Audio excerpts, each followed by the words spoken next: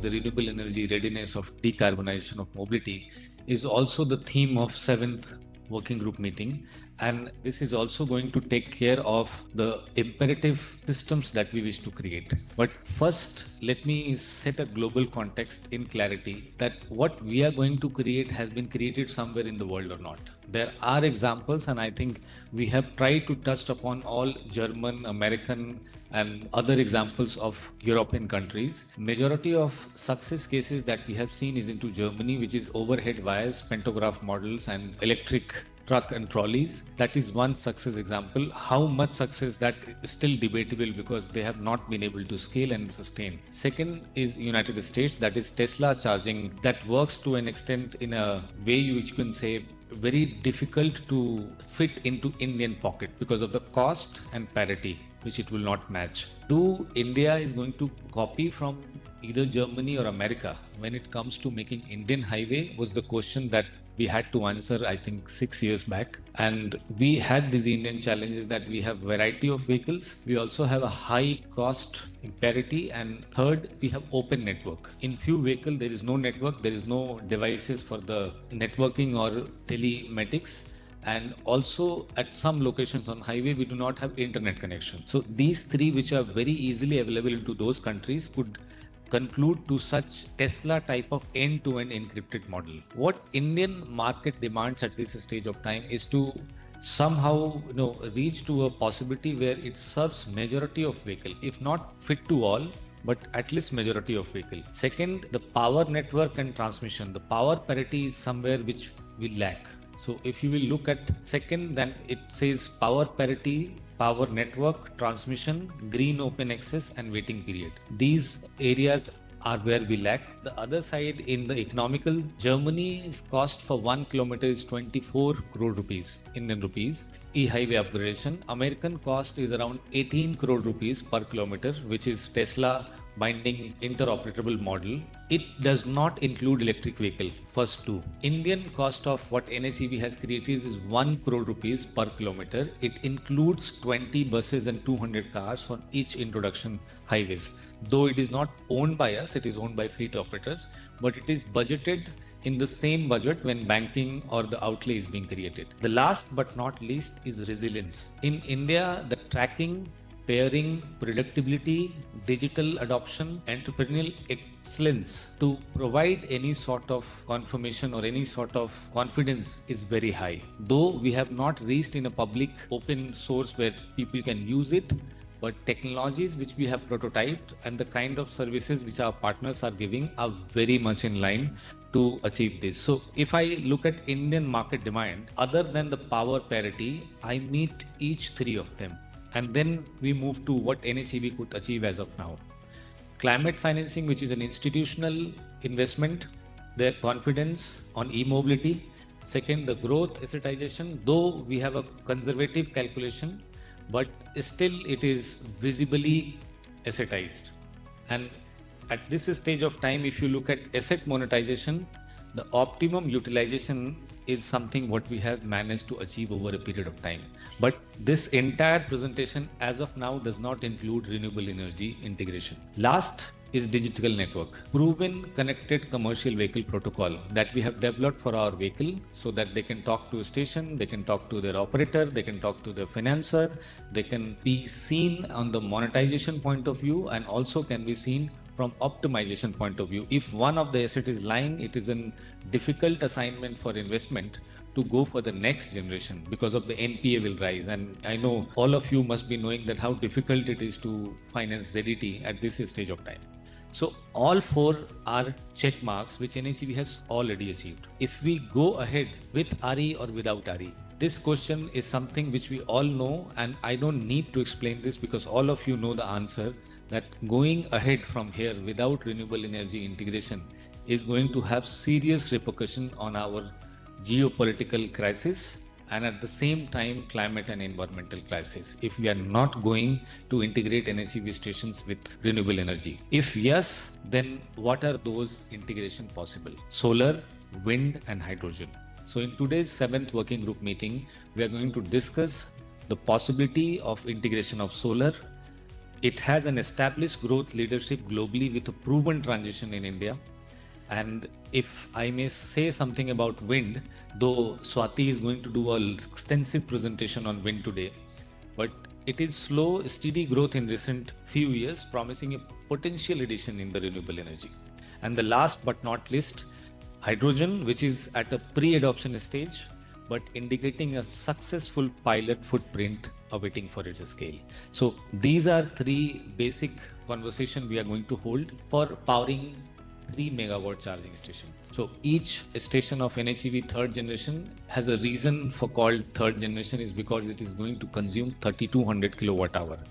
And when we talk about consumption of 3200 kilowatt hour, we have a spectrum of 4 energy sources: thermal, solar, wind and hydrogen. I will only say 4 words about each source. Thermal is costly, extincting, waiting time, transmission infrastructure based. Solar is cheaper, quicker, abundant, independent and standalone. Wind is economical, circular, from vehicle to mechanical energy. Hydrogen appears distant but viable on phased adoption scale. Now, this slide gives you a strategy, what I have in mind, what we have managed to gather, but I'm not the subject matter expert, and that is why we are conducting this 7th working group meeting on energy, is to have inputs from each one of you to understand the clarity, requirement and demand. The strategy looks like that the adoption should be into phased. Current adoption strategy is to commission with thermal load, which is 1 kilowatt hour, and then parallelly install solar. Parallelly installing solar is a possible and very convenient. At the same time, we will be able to shift to initiate renewable and build wind infrastructure to take over. So wind infrastructure, when we refer, we do not refer the windmill or wind fan. We refer wind turbine, which are vertical wind turbines. And the second part of the strategy is hydrogen, which is also going to be phased in segments starting from replacing the genset. I really wish not to have a diesel generator set at my charging station. And if I may allowed to speak about reality, that a lot of charging point on highways, to a certain extent, when they do not get a regular supply of power, they use genset to keep it up. And since they have a business to run and they cannot lose their clientele, their businesses, their app subscription, they somehow try to deliver charge. I'm not demeaning their efforts or their possible alternative search, but it is something which is happening. And that is what is going to be case for us also, because we have a lot of utility on the station. We have a restaurant and a complete infrastructure to run, which may shift to generator in terms if there is no power. That is the first replacement of hydrogen. So when we say hydrogen, it will not first day of dispensing. First we will remove the genset, then we will enter into generating on-site micro electrolyzer, so that 1 ton, somewhere around 1 kilowatt hour can be generated there, and then full scale dispensing capability. When we speak about hydrogen, we have couple of cases which are very promising. In India, we have done a pilot, NTPC has done a pilot at Ladakh. There are possible upcoming trials which may start on Yamuna Expressway from this month or next month. This adoption at this stage of time may not look like very promising on the Excel sheets, but it is something which is going to give us certain privileges. First, second and third that we have marked in the bottom of the slide is paves a solid decarbonization pathway to switch to RE. Sooner or later, heavy electric vehicle would have a hydrogen component. And second, it successfully evades the diesel inputs from the fossil footprint. If I remove the footprint and the thermal connection remains with me on a solar open energy access, my entire station can qualify and capable to capitalize the credit in growing carbon market.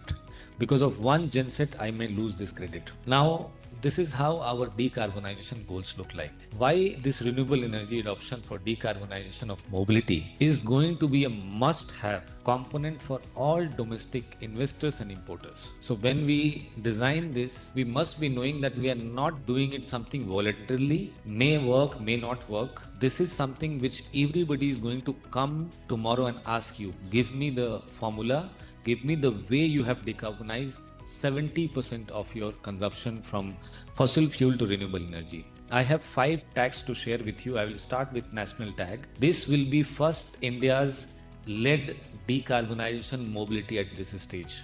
If we look at NHEV, 3.2 megawatt at one station, multiply it with 270 stations. Second tag is Global South. After global disappointment of COP to deliver exchange or to deliver decarbonization pathway from the Europe, world is looking at India, and at Global South, we have a global leadership that creates an ecosystem with an export value. So all Global South countries, wherever they wish to have an adoption, they would look to some examples which they particularly do not wish to look at China at this stage of time. Third tag is national energy security and reducing exposure of geopolitical crisis. And the manufacturing-led components, manufacturing for highway upgradation. This upgradation would require manufacturing of panels, manufacturing of turbines, manufacturing of a huge round of items and components and supply chain management, which are today either we are importing or we are not developing because there is no consumption, and if there is a consumption, it is because of very high cost. We are not at a scale. So that manufacturing component is also going to give a boost to our manufacturing industries. And last but not least is service export. Tech and service export of domestic supply. We have Services Export Promotion Council representative here. We have Quality Council of India representative here. We have Renewable Energy. We have multiple ministries participating and the representative and their regulatory bodies and independent bodies to look into that whether if Sri Lanka, Nepal, Bhutan, Afghanistan, any of these countries require to decarbonize a certain 500, 600 kilometer of their highway. Are we in a place as a country to give them manufacturing, technology, products, services and manpower? And that is called an ecosystem export.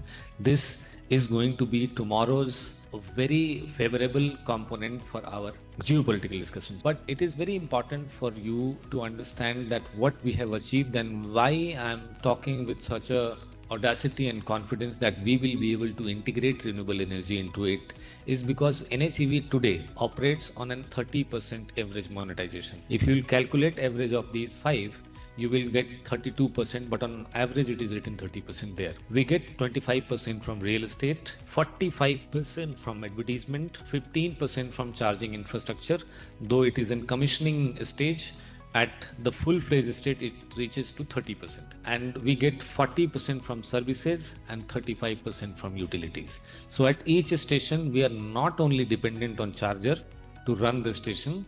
If we accommodate a renewable energy component, which might be a high capital investment for us, we will be able to offset to a certain extent. What are those avenues? That is what we are discussing commercially, but let's discuss the component first. Currently, NHEV is on a 20-year growth plan, which is in 5-year break even. We start with 30% captive fleet monetization contracts. We in next 1 year go to freight additional and utility services because freight comes later and it also has a delivery time of both power and the vehicle. Third year, we enter into renewals of assets and monetization appraisals, which usually the contract upgradation. And fourth year, we first time see revenue from utilization and auxiliary rentals. So if you look at NHEV stations, from 30, 50, 70 to 90, in 4 years, we are close to break even of a 30 crore rupees charging station. Usually, you will have a charging station at roadside, 20 lakh rupees, 30 lakh rupees. But the question of the working group comes here. What if we do not plan RE transition at this stage? To me, very selfishly, I will take 4 years, 3 months to electrify all my stations with 3.2 kilowatt hour load. If I am completely dependent on thermal. The thermal waiting period appears very different on the website, very different on the single window clearance, but on the ground, every day there is some or the other company comes and say, you are an ease of doing business organization, please help us to get the connection, waiting period reduced, load is very high, we are not getting approval. So huge amount of requirement and demand from consumer side and from user side comes to discoms, and those obviously I'm referring thermal discoms, they also have solar integration. So that's one thing. But if at least average outcome is what we manage to achieve, then this is how it looks like. 30% from wind and somewhere around 40% from solar. And this is what I'm saying, average outcome. If we succeed to meet, I'm not being ambitious, not being very distant, it's not a distant dream. It is still contributes 70% of my energy spectrum on each station. And what if we don't? This is scary. I don't know how many of you would agree on time of day growth, which is going to be 2025. I have taken this number because we are also to an extent parallelly doing an exercise with Viksit Bharat. Today, if I make quote, I have given 4 tags for the data insights. CAGR of 4.4 rupees to 4.5 rupees kilowatt per hour in 2010 has now become 7.1, which is 5% CAGR in the tariff rate of the electricity cost. Second data which we have taken is all India picture on the cluster to 5 to 6% annual growth on the tariff. Third is in a decade, India's tariff has increased 60 to 80% in last 10 years, the cost of electricity. And if you look at the equivalent to around 5 to 6% compound of annual growth in nominal terms. Last but not least, I have specifically marked Lakshadweep, Maharashtra, Goa, Jammu and Kashmir, who has in last few years gone beyond 33%, 28%, 23% and 22% growth in the tariff rate. So you can imagine by 2030 we are expecting a time of day growth 10%, 2035 30%, 2040 50% and by 2045 70%. This all is going to be a very threatening and ugly story of thermal if we do not switch to renewable. But if we manage to move ahead, this is how Viksit Bharat National Master Plan looks like. If my success is not in hydrogen, which I'm willingly personally want to succeed, but I have not taken it just to make it look possible that 30% wind and 40% solar includes 2028. Why we have written 2028 is by 2027 NHEV will be able to make all 270 stations live, and at least 1 year time is required for this yield to be calculated. So 2028, 2029 and 2030, we will be able to make a significant amount of change in terms of value, savings and also in terms of climate and geopolitical crisis. Viksit Bharat National Master Plan is also connecting to our zonal profiles, north, south, east and west zones. Now coming back to where we started is renewable energy readiness. This is what I have just given you an introduction of where we are standing and how important it is for us to switch to it. But what we have done and what is already existing in our portfolio is something we must know in order to design a very heavy capital intensive transition.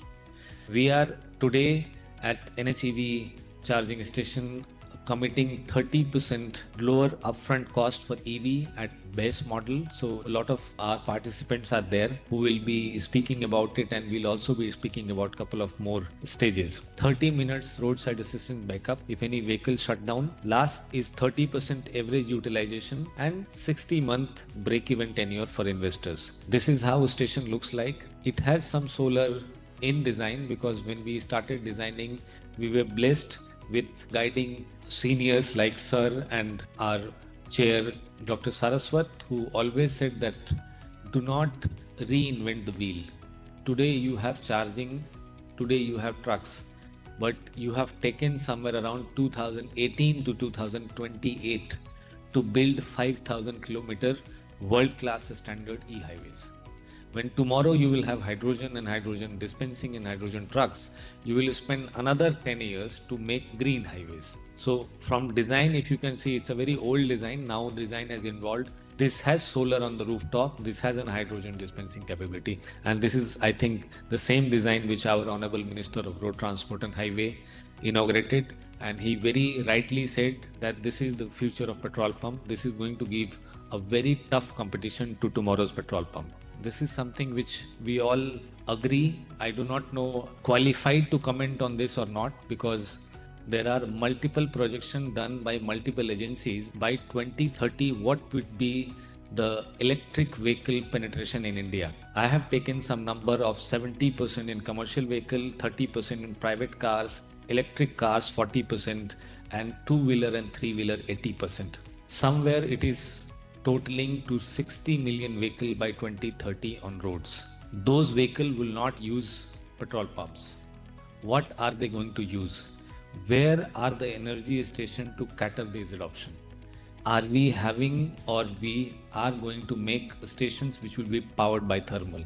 So that's a big question. I may not be able to answer alone, but this is something which also indicates a huge amount of market.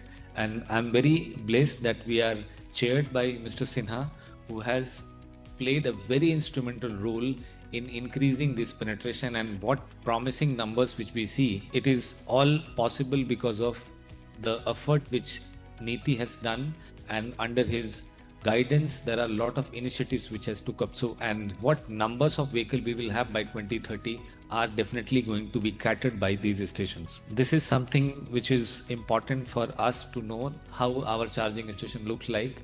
So you should not be confused with a charging point.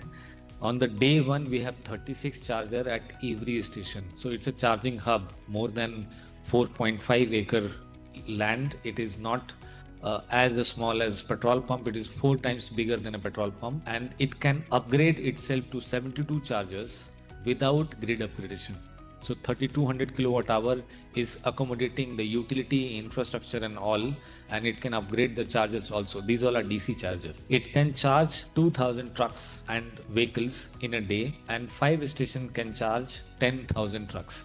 Connected commercial vehicle protocol is something which gives us strength to optimize our utilization of infrastructure and also give a confidence to vehicle users, provider, freight operators, passengers that they are being watched and they will be given a due course of comfort and roadside assistance if it is required. Connected commercial vehicle protocol also allow us to give fast possibility of all 3 compartments of climate financing, electric highway management system certification, and 24/7 roadside assistance. Currently, project is expanding on 5500 kilometer. As you can see, the 2 pilots are visible: Delhi, Jaipur, Delhi, Agra, and the recent 3rd pilot, which is Chennai and Trichy.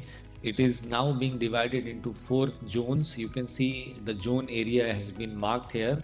We have also rolled out the zone assets, their assessment, their route optimization, and their tactical optimization is going on to find out whether what sort of land and power and accommodation possibilities we can get for these stations. In east zone, you can see it is Dhanbad to Bhubaneswar. In south, you can see it is starting from Bhubaneswar going all around south and then ending at Goa. In the west zone, you can see from Goa it's starting coming till Udaipur, and from Udaipur to Delhi till covering half of UP is north zone. Today we all are sitting into energy working group, which is one of the most critical group because huge amount of capital gets invested on energy. At the same time, we have a network group which is going to be next month, and network group is also going to have a very important announcement and very important upgradation, which you will all get to know through cross invitation and cross communications. Third, we are going to have construction group, which is starting from March 2020-26, and once we are in mid of construction, we will start with service group. Why these 4 groups are there and what type of challenges they have taken? Every station has a quality, cleanliness, comfort, safety equivalent to airport. Majority of vendors who are into the service group are same vendors who are maintaining airports, who have built airports, who have designed airports, so that outside airport, when you are traveling on highway, you should not be feeling that you have to do gamble with the dhaba and the roadside food joints. There are designated charging stations, NHEV 3rd generation charging stations after each 100 kilometer, where you can get a good certified food, where you will not be turned down that there is no charge, there is no power. You may have reached us by searching through GPS, but we will not be able to dispense power. And at the same time, these all are green constructions. So lot of combination ambitions and lot of Indian modernization of highway on road is involved into it. That's why these working group, they act together and they also separately do their meetings.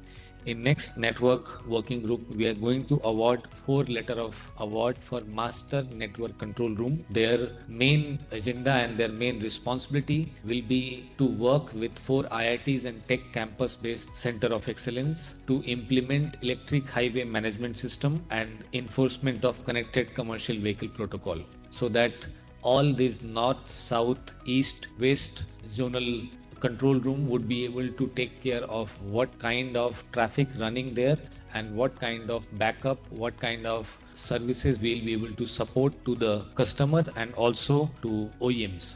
We have been participating in India Energy Week from the beginning. This is third year when National Highway Electric Vehicle Charge Point Operator Society and Climate Financing has been in the technical committee. I am also chairing a couple of conversations there, and our next energy working group is also going to happen at India Energy Week in January in Goa. It is also building a very strong handshake with partners that are coming into India Energy Week from petroleum side, from fossil side, and many ministerial ambitions, assignments that they have taken to decarbonize their portfolio. I am seeking recommendation to engage with wind energy companies to join hands with our partners to deliver an efficient vertical axis wind turbine prototypes. We have representation from Adani, we have representation from NTPC, and we also have representation from Tata Power, but not the wind team. There are different teams which are representing these companies. So we will seek recommendation from all of you, whoever are connected with wind power energies in this, and looking forward to have more robust and efficient prototype, because it is going to be a very strong part of that conversation. We together place to do a reform so that what kind of challenges coming in the way, maybe our policies, funding system, financing system, the way we decide policies may require overhaul to reform. Maybe we require dedicated time, energy, passion, dedication, intelligence to perform together and then transform things into that. Thank you very much.